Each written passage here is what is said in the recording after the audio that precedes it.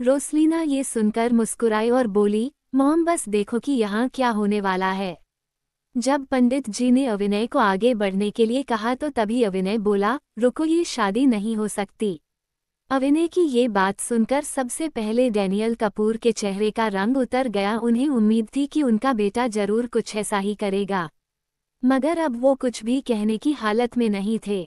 वो तो बस पहले यही उम्मीद कर रहे थे कैसे भी करके अविनय शादी कर ले, मगर अब अविनय ने अपने मन की और सब कुछ बर्बाद करने के लिए उसने पहला कदम उठाया। मगर तभी सामने खड़ी कियारा बेचैन महसूस करने लगी।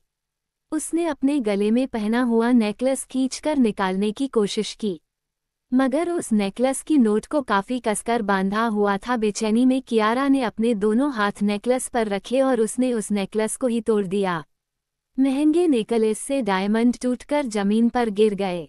नेकलेस के टूटने की किसी को कोई परवाह नहीं थी, क्योंकि सब तो कियारा को ही हैरानी से देख रहे थे। कुछ लोग सोच रहे थे कि अचानक अविनय के शादी से दोबारा बना करने की वजह से कियारा अपना दिमागी संतुलन खो बैठी थी। मगर जैसे ही उन सभी की नज़र कियारा की गर्दन पर बने निशानों पर गई तो सभी और ज्यादा हैरान रह गए। कियारा को अपनी गर्दन पर बहुत ज्यादा खुजली महसूस हो रही थी, इसलिए उसने जल्दी से अपनी गर्दन को नाखून से खरोंचा। उसके इस तरह गर्दन को खरोंचने पर मेकअप भी हट गया और अब उसकी गर्दन पर किसी के काटने के नीले निशान दिखाई दे रहे थे। सभी शौक से 2 कदम पीछे हट गए। सबको साफ साफ की गर्दन पर बने नीले निशान दिखाई दे रहे थे। वैशाली जी तो जैसे इस सब से हक्का बक्का रह गई थी। उन्होंने नहीं सोचा था कि कुछ ऐसा होगा। वो जल्दी से अपनी बेटी की ओर बढ़ी, मगर तभी कियारा के दादाजी गुस्से में खड़े हुए और उन्होंने कहा, ये सब क्या तमाशा हो रहा है? कियारा, ये सब क्या है? कियारा ने कोई जवाब नहीं दिया और कहा, किसने मुझे ये नेकलेस पहनाया है, मैं उसे जान से मार दूंगी। तभी भीड़ से निकलकर रोसलीना सामने आई और बोली, दीदी मैंने ही आपका मेकअप किया था, आई एम सॉरी। रोसलीना को सामने देखकर कियारा गुस्से से आगे बढ़ी और उसने एक जोरदार तमाचा रोसलीना के चेहरे पर मार दिया। थप्पड़ खाते ही रोसलीना ने जमीन पर गिरने का नाटक किया।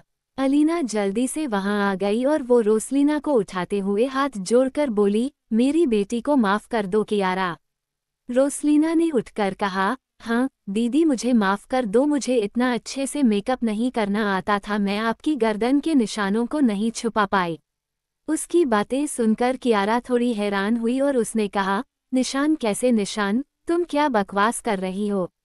तभी वो लड़का जो कि कियारा के साथ सोया था, वो कियारा के कमरे से निकलकर नीचे आया। उसने अभी तक ऊपर शर्ट नहीं पहनी हुई थी, उसके शरीर पर भी खरोच के निशान थे।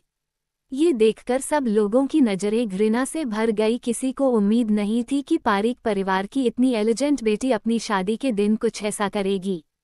अविनय जो पहले ही ये शादी तोड़ने के लिए तैयार था, वो सब देखकर काफी खुश था।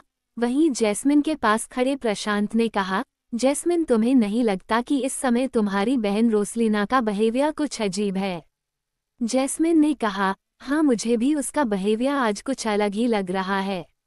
मैं सच बता रहा हूँ, ये लड़की जरूर अविनय को पाना चाहती है, इसलिए उसने ये सब ड्रामा किया है। देखो तुम्हारी बहन कितनी खतरनाक है, अब कभी इसके पास मत जाना, समझी? ये कहकर प्रशांत ने जैस्मिन के सिर पर हाथ रखा और उसे एक बच्चे की तरह ट्रीट किया। रोसलीना कैसी भी हो, मगर मुझे अब उससे कोई रिश्ता नहीं रखना है। वैसे भी अब वो पारिक परिवार का हिस्सा है और इस परिवार से मेरा कोई रिश्ता नहीं है, जैस्मिन ने कहा। तभी प्रशांत के फोन पर किसी का कॉल आया और प्रशांत किसी से बात करने लगा। बात करने के बाद प्रशांत थोड़ा परेशान दिखने लगा। जैस्मिन ने पूछा, क्या हुआ, इज एवरीथिंग ओके? प्रशांत ने कहा, जैस्मिन दादी की अचानक से तबीयत खराब हो गई है, मैं जल्दी से यहाँ से निकलता हूँ, तुम अपना ध्यान रखना, ठीक है? और मुझे यहाँ हुए सारे तमाशे के बारे में बताना, ठीक है? ठीक है प्रशांत, तुम भी घर पहुंचने के बाद मुझे दादी की तबीयत के बारे में इन्फॉर्म कर देना। जैस्मिन की बात सुनकर प्रशांत ने हाँ कहा और फिर वो वहां से निकल गया। जैस्मिन प्रशांत को वहां से जाते हुए देखती रही। जब उसने मुड़कर अपना चेहरा तमाशे की ओर किया तो वो ये देखकर हैरान रह गई थी कि अविनय भूत की तरह उसके सामने खड़ा था। अविनय ने अपने हाथ बढ़ाए, जैस्मिन को गले लगाया और जैस्मिन के कान में कुछ कहा। उसकी वो बात सुनकर जैस्मिन इतनी हैरान थी कि वो कुछ नहीं कह सकी। अविनय ने जैस्मिन का हाथ पकड़ा और फिर वो उसे सबके बीच में लेकर आया। उसने पंडित जी से कहा, मैं शादी करना चाहता हूँ पंडित जी, क्या आप रस्में शुरू करना चाहेंगे? अविनय की बात सुनकर जैस्मिन ने एलेक्स की गोद में खेल रहे ईश्वत को देखा और वो मजबूरी में ये शादी करने के लिए तैयार हो गई। कियारा, जो कि इस समय बिल्कुल पागल सी हो चुकी थी, उसे उसकी माँ वैशाली काफी देर पहले ही कमरे में ले जा चुकी थी। कियारा अभी भी अविनय से शादी करने की बात कह रही थी। वो कमरे में अपने ही बालों को गुस्से में खींच रही थी। उसे कुछ भी पता नहीं था और वो लड़का जिसने कियारा के साथ रात बिताई थी वो कब का वहां पर जा चुका था। डैनियल कपूर भी कब के वहां से निकल चुके थे। उन्हें ये जानकर बहुत ही गुस्सा आया था कि अब ना ही उनका बेटा कियारा से शादी करने वाला था और ना ही कियारा के परिवार से उन्हें कोई मदद मिलने वाली थी। उस अनोखी शादी में मौजूद सभी लोग अभी भी तमाशे का मजा ले रहे थे। कुछ साल पहले भी इन दो बड़े परिवारों के बीच हो रही शादी में तमाशा हुआ था, जहां दूल्हा और दुल्हन दोनों के सब्स्टिट्यूट्स ने शादी की थी। और आज भी कुछ अनोखा ही हुआ था। सभी जैस्मिन के बैकग्राउंड के बारे में बातें कर रहे थे, मगर किसी को जैस्मिन के बारे में पता नहीं था सिवाय रोसलीना और अलीना के। उन दोनों के चेहरे पीले पड़े हुए थे और दोनों कहानी में आए इस नए मोड़ को बर्दाश्त नहीं कर पा रही थी। रोसलीना कैसे भी करके की शादी नहीं होने दे सकती थी, इसीलिए वो वहां पर गई और उसने जैस्मिन से कहा, जैस्मिन दीदी, तुम यहाँ क्या कर रही हो?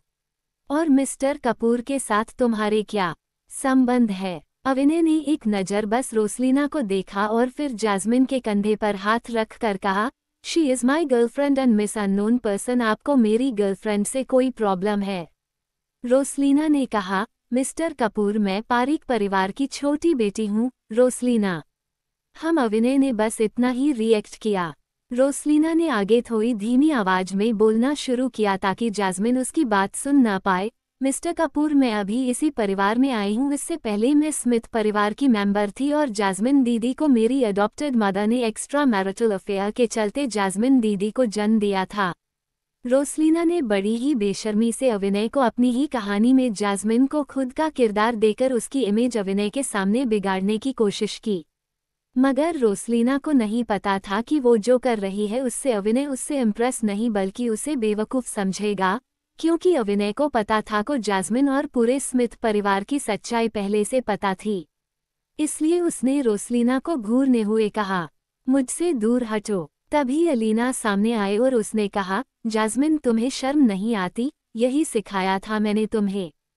फिर वो अविनय की ओर देखकर बोली, मिस्टर अविनय, मैं अपनी इस बेशर्म बेटी का सच आपको बताती हूँ। असल में ये जैस्मिन 5 साल पहले एक नाजायज़ औलाद को जन्म दे चुकी है और इसे ये तक नहीं पता कि उसके बच्चे का पिता कौन था। अब आप जैसा इंसान इस जैसी चरित्रहीन लड़की के साथ शादी तो नहीं करना चाहेगा ना? आज हुए इस तमाशे के बाद आपको दोनों परिवार की इज्जत बचानी है तो आपको किसी से शादी करनी होगी। तो आप क्या चाहती हैं, मैं किससे शादी करूं? अविनय का ये सवाल सुनकर अलीना ने जल्दी से कहा, आपको पारिक परिवार की दूसरी बेटी से शादी करनी चाहिए। और मुझे ये बताने वाली आप कौन होती हैं? अविनय के ऐसे सवाल पर अलीना शर्मिंदा हो गई, मगर फिर से अपने कैरेक्टर में आते हुए वो बोली, मिस्टर कपूर, आप बात को नहीं समझ रहे हैं। आपको मेरी बात पर विश्वास नहीं है तो मैं आपको सबूत दे सकती हूँ। जैस्मिन ने सच में एक नाजायज़ औलाद को जन्म दिया है। ये एक घटिया लड़की है। आपको इसे अभी यहाँ से बाहर निकाल देना चाहिए। गंदी आंटी, मम्मी नहीं, आप भागोगे यहाँ से।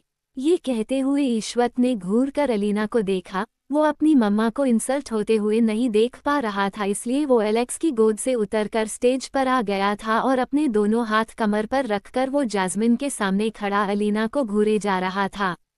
तभी अविनय ने कहा, मुझे जैस्मिन के पास से कोई फर्क नहीं पड़ता। अभी तक ये मेरी गर्लफ्रेंड थी and now she would be mine wife, so stay away from my future wife. ये कहकर अविनय ने जैस्मिन का हाथ पकड़ा और उसने शादी की सभी रस्में पूरी की। शादी हो जाने के बाद ईश्वत ने उन दोनों का हाथ पकड़कर बहुत ही खुश होकर उन दोनों को देखा।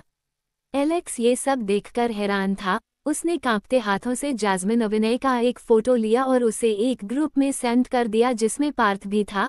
आज उसे कोई इम्पोर्टेंट सर्जरी करनी थी, इसलिए वो यहाँ नहीं आया था। दूसरा, उसे पहले से पता था कि उसके अंकल पारिक मेंशन में शादी करने नहीं बल्कि शादी तोड़ने गए थे। कुछ ही देर में जास्मिन अविनय कपूर की लीगल वाइफ बन चुकी थी। उसकी आंखों में हल्की नमी थी, मगर उसकी अचानक ही शादी हो चुकी थी। जिंदगी में उसने कभी नहीं सोचा था कि वो कभी शादी करेगी, मगर अपनी जिंदगी में आए इस मोड़ को वो समझ ही नहीं पा रही थी। उसकी शादी में कोई भी ऐसा इंसान नहीं था जो उसके परिवार से हो सिवाय इसके बेटे ईश्वत के। शादी होने के बाद जास्मिन अपने गाउन को पकड़कर पारिक परिवार के हॉल से बाहर निकल गई, क्योंकि अलीना की बातों को सुनकर उसके बारे में लोग वहां तरह तरह की बातें कर रहे थे। ईश्वत उसके पीछे जाना चाहता था, मगर अविनय ने उसका हाथ पकड़ लिया और कहा, मम्मी को कुछ देर के लिए अकेले रहने दो। रात के वक्त जास्मिन एक स्ट्रीट लाइट के नीचे बैठी थी और वो अपने चेहरे को पकड़कर रो रही थी। अब वो अविनय की कठपुतली बन चुकी थी। अविनय ने जो उसके कान में कहा था उस चीज को वो कभी भी होने नहीं दे सकती थी, इसलिए उसे ये शादी करनी पड़ी थी। और उसे ये भी समझ नहीं आ रहा था कि अविनय जैसा इंसान उससे शादी क्यों करना चाहता था। रोते रोते उसकी आंखें सूज गई थी। जब उसने अपना चेहरा उठाया तो उसके सामने एक कार खड़ी थी।